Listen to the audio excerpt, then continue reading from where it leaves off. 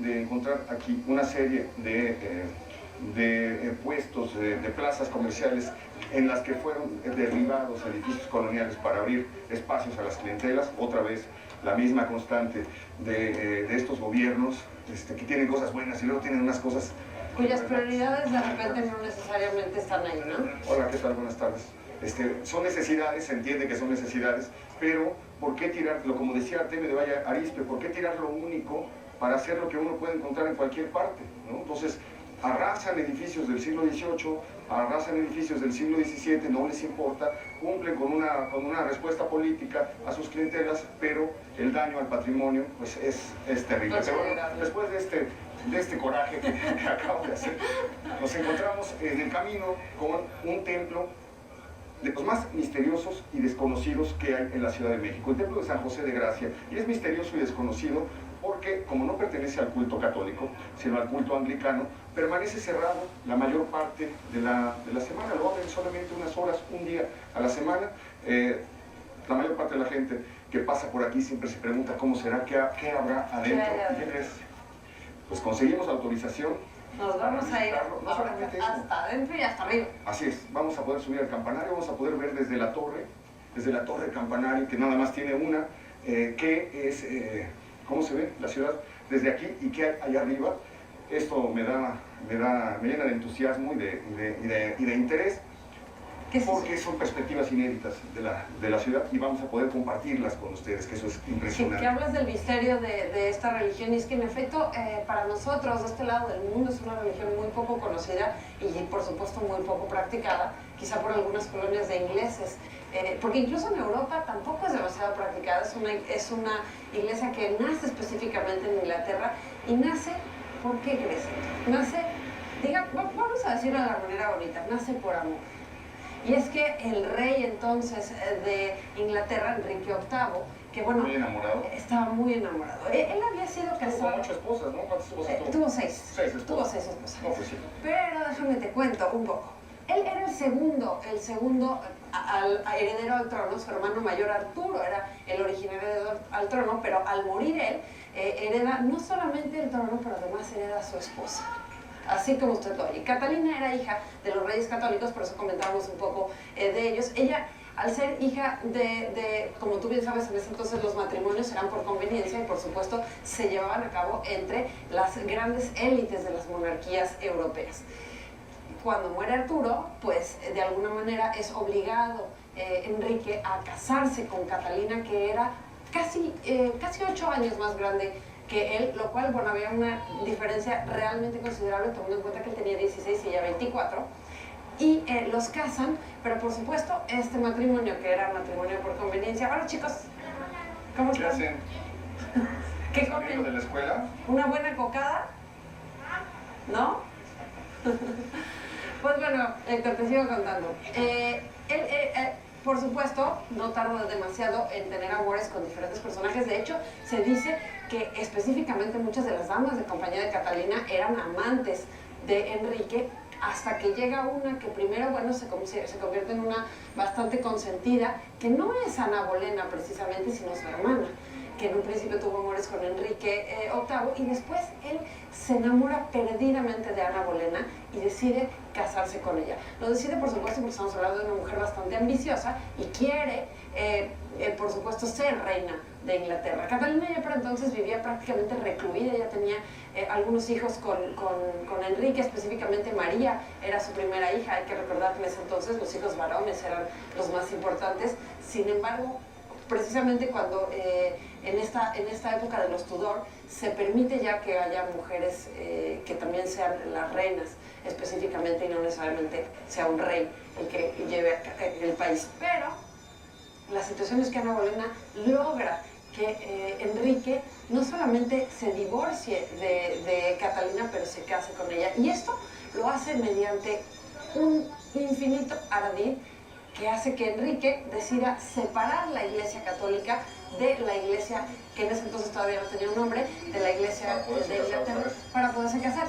Pasan muchos años, estamos hablando de aproximadamente 6 años de que él pide formalmente el divorcio, que por supuesto Clemente, entonces el Papa, no le concede el permiso porque pues, implicaba muchas situaciones, y por supuesto fue muy, muy complejo y él lo que quería básicamente era casarse. Y después le funcionó porque después a Ana Bolena no solamente se divorció de ella, la decapitó, la acusó de estar con otros hombres y finalmente se casa después una infinita cantidad de veces más.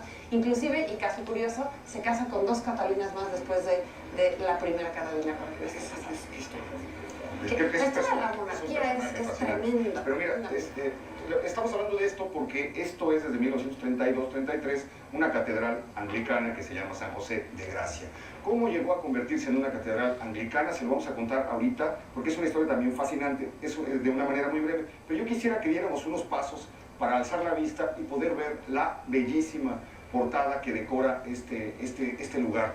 Este lugar comienza en el siglo XVI como un recogimiento para mujeres españolas pobres o abandonadas.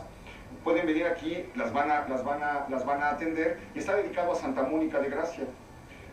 El recogimiento funciona durante unos años hasta que un rico, un rector de la Universidad, de la Real y Pontificia Universidad de México, que era muy rico, decide convertirlo en un convento dedicado a San José. Y dice, yo les voy a dar el dinero, les voy a dar 1,000 pesos mensuales para que levanten el convento. Esto fue un convento alguna vez. Les voy a dar 1,000 pesos mensuales para que levanten un convento y puedan atender a las monjas, siempre y cuando se lleven a mi suegra. La pongan allá adentro y la nombren novicia fundadora. Y entonces este señor, que se apellida se llama Fernando de Villagrán, comienza a mantener el convento durante mucho tiempo hasta que él muere.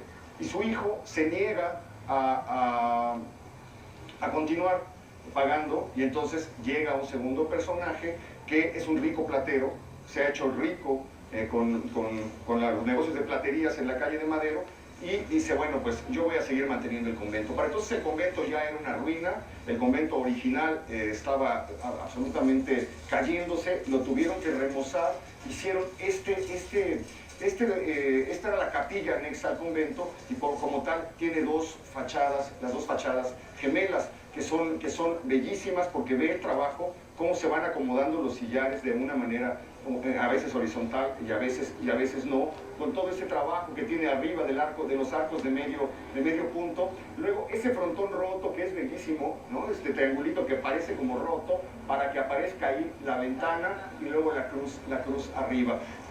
Y las dos fachadas, todas las capillas que pertenecían, todas las iglesias que pertenecían a un convento de monjas tenían esta característica, tenían una portada gemela que le llaman, es decir, había las dos puertas. ¿Qué es lo que pasa?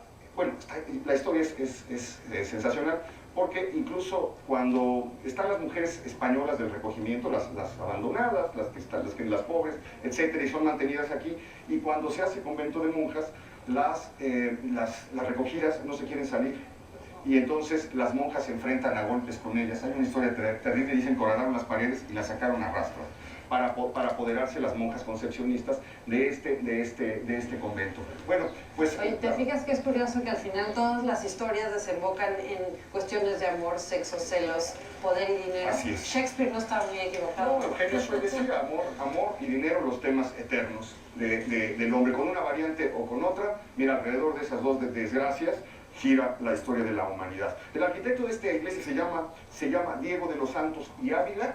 Fue un maestro mayor del Santo Oficio de los Inquisidores.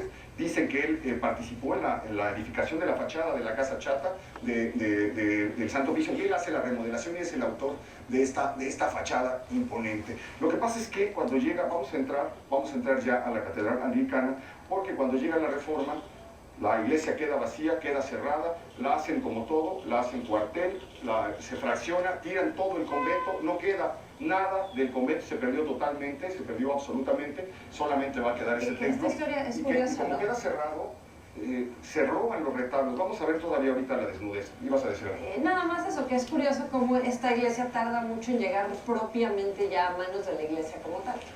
¿No? Pasa a ser como de diferentes dueños, digamos, algo más privado Sí, que de la iglesia como pero tal. bueno, vamos a entrar a conocerla, porque les habíamos dicho, poca gente la conoce por dentro.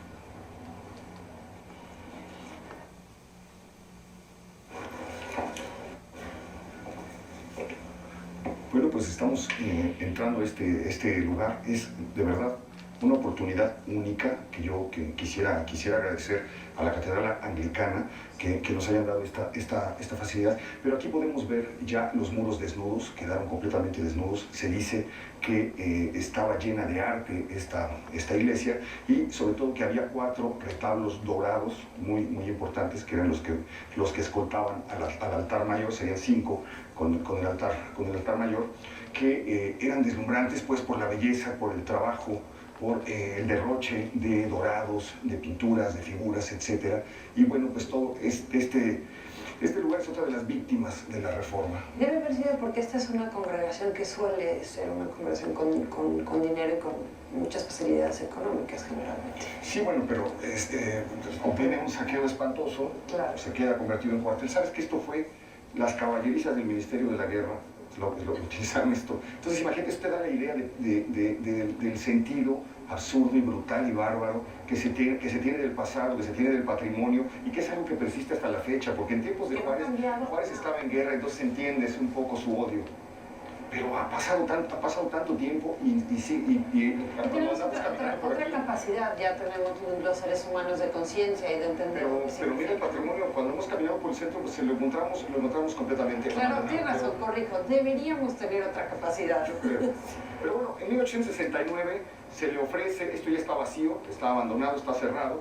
Juárez quiere acabar con la Iglesia Católica porque, pues bien, ya pasó lo de la Reforma, trajeron a un emperador extranjero, se han enfrentado, y Juárez además cree que la Iglesia Católica le hace daño al pueblo porque los indios, la gente del pueblo, se usa las festividades solamente para tomar y prender cohetes, y él dice: tenemos que cambiar la mentalidad de este país, claro. Vamos a traer una iglesia de progreso, una iglesia más avanzada, y entonces le abren las puertas a los anglicanos.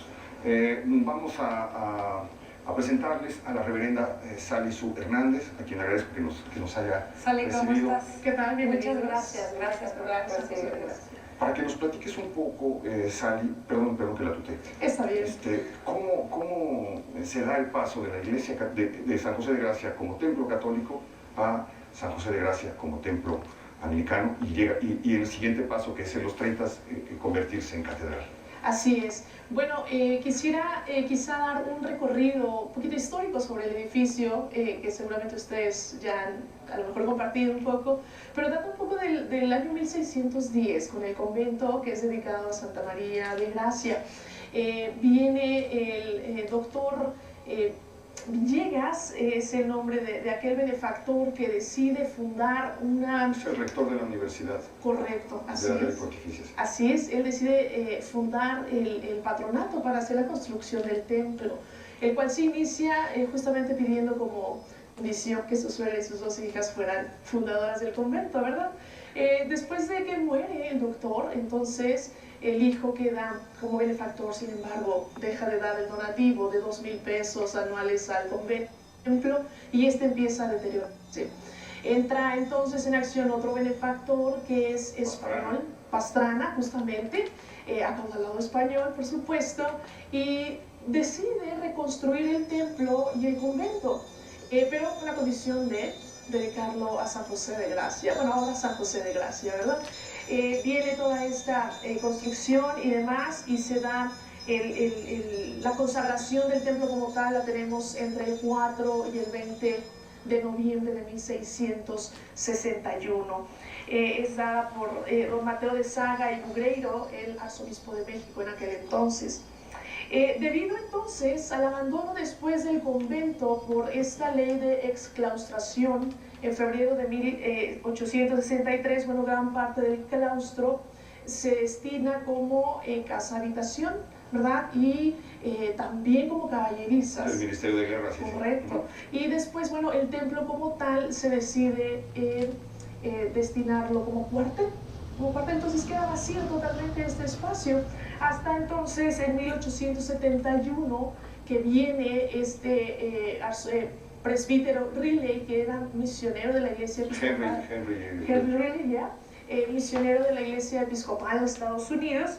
Bueno, él decide venir y compra el edificio al gobierno en 4,000 pesos. Así es, en 4,000 pesos, sí.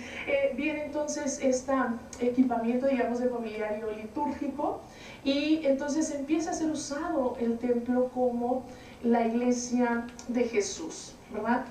La Iglesia de Jesús surge justamente con el movimiento de los padres constitucionalistas, así es. Eso a mí se me hace fascinante porque es como un grupo de sacerdotes deciden apoyar públicamente las políticas de las leyes de reforma, de apoyar públicamente a Juárez contra la embestida que está dando contra la Iglesia Católica, arrebatándole los bienes, y estos padres son excomulgados. Así es. Entonces viene justamente por estos antecedentes. Viene entonces, incluso este grupo de sacerdotes constitucionalistas invita a oradores muy importantes, entre otros al presbítero Manuel Aguas, quien es uno de los personajes muy importantes dentro de la reforma, dentro de la iglesia. Entonces, viene y él mismo predica aquí en este templo, y es uno de los grandes precursores de la Iglesia Católica Reformada, es decir, no romana. Es decir, se empieza a hacer una separación y lentamente estos sacerdotes que se han separado o que han sido ya expulsados entran en contacto con la Iglesia, con la diócesis de México, que es lo que se va a llamar después la diócesis de México, que es la Iglesia anglicana, que es una iglesia católica. Así es. ¿Cuál sería la diferencia fundamental entre la Iglesia Católica y la Iglesia anglicana? Bien, bueno, las diferencias visibles, tendremos que hablar de ellas, son prácticamente tres de ellas. Una es la ordenación de las mujeres a las tres órdenes sagradas, diáconas, presbíteras y obispas. Otra de las diferencias visibles es el celibato opcional para los y las... Se puede casar los sacerdotes, hacer familia. Pueden o no, exacto, es decisión. Lo cual quitaría esta cosa brutal que tiene, bueno... Absolutamente, sí. Y cuestiones doctrinales, en realidad sí, algunas, nuestro quehacer teológico se basa en la Sagrada Escritura, en la tradición apostólica, en la razón, y en la experiencia. Eso es como muy, ¿cómo decirlo?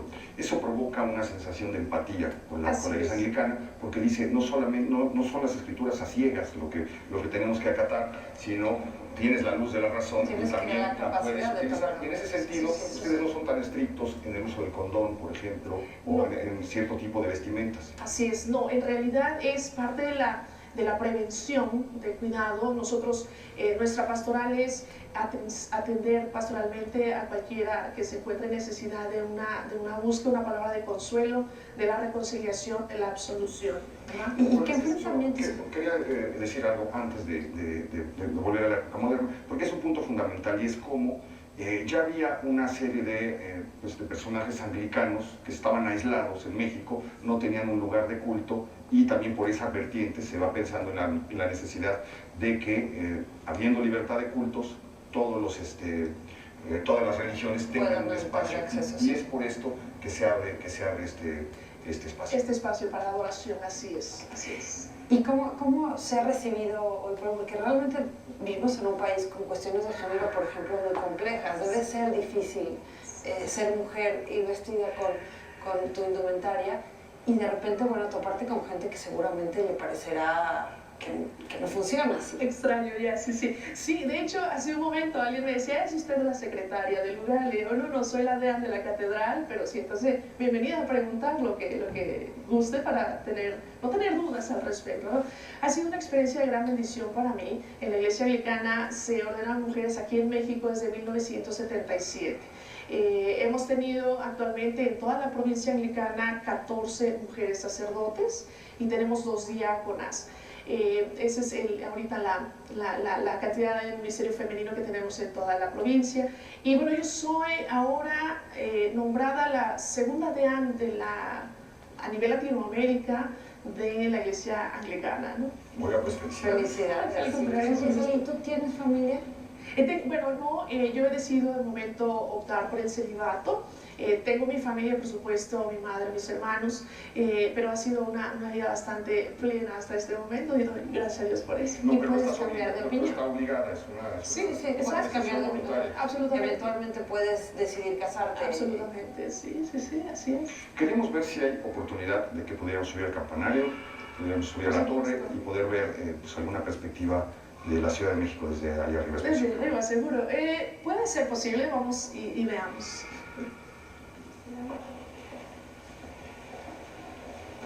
Eso es lo que Está un necesitamos, poco- luces. Sí, un es poco un oscuro, poco complejo pero bueno, el asunto. podemos- Nosotros venimos armados. venimos preparados. Seguro.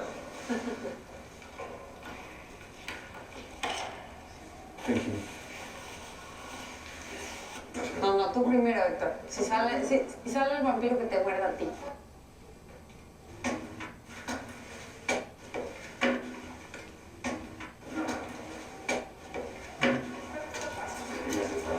No es tan inhóspita la subida por ahora. Hemos encontrado los más estrechos. Sí, más complejos. deteriorados, ¿no?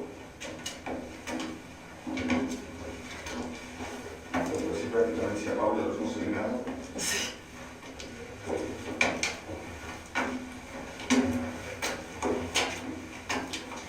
Aquí hay un dilapando.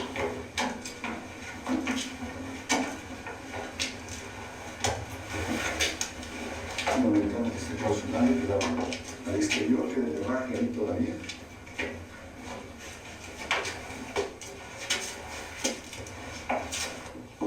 Y llegamos a lo que es el coro, pero nuestro recorrido va a Continuar. Bueno, este lugar, esto es interesante, porque aquí encontramos un féretro. Sí, interesante Un y féretro que es un homenaje al segundo obispo primado de la Iglesia Anglicana de México. Él se llamaba José Guadalupe Saucedo.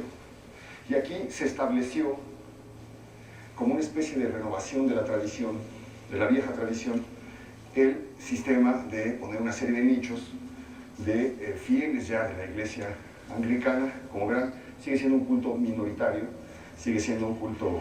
es un culto muy... Realmente se practicó durante mucho tiempo solamente en Inglaterra y en Estados Unidos, que evidentemente pues es una herencia. Sí, perfecto. Se llega a México en 1869, que es cuando llega Henry Riley. Estamos hablando de 140, 150 años, y actualmente no existen más de 7,000. 7, 8 mil fieles a lo largo de todo nuestro país, que es una cosa, tomando en cuenta sobre todo la cantidad de fieles católicos, pues estamos hablando de cosas de nada. Ok, y ahora pues vamos a intentar llegar hasta el campanario, ¿te parece? Sí, sí lo vamos a intentar. Va temblando. Sí, esta sí dio miedo. Va temblando el barandal, y además la madera está Y la escalera, a punto de venirse De abajo. ceder. Está medio peligroso, ¿no? Bueno, y aquí lleno de alas de palomas y de otros materiales que no te quiero decir, ¿eh? ¿Vienes bien? sí. Vengo bien muerta de miedo. No, es que esto pues hace un buen aguas, ¿eh? Porque mira, Sí, esto está hueco ya casi. pero bueno, lo logramos. Uf. Este sí no fue trabajo fácil, ¿eh? No, porque creo que es la escalera más peligrosa que hemos encontrado. Está a punto de venirse abajo. Sí. Pero bueno, lo vale. Lo que no entiendo es cómo sería... Bueno, desde algún momento había una ventana clausurada de ese lado, probablemente por ahí jalaban la campana, solamente se ve una campana ahí.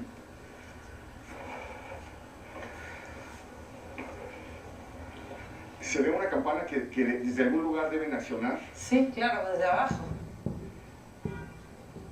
y es una campana muy pequeña, y queda el espacio de la que De debe lo que haber sido fuera. la campana original, pero solamente queda el hueco.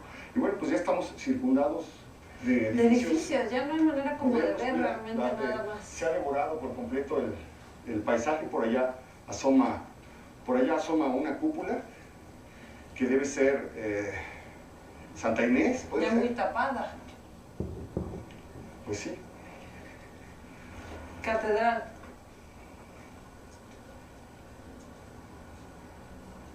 ¿Será catedral eso? ¿Será No, porque catedral? estamos muy atrás, no.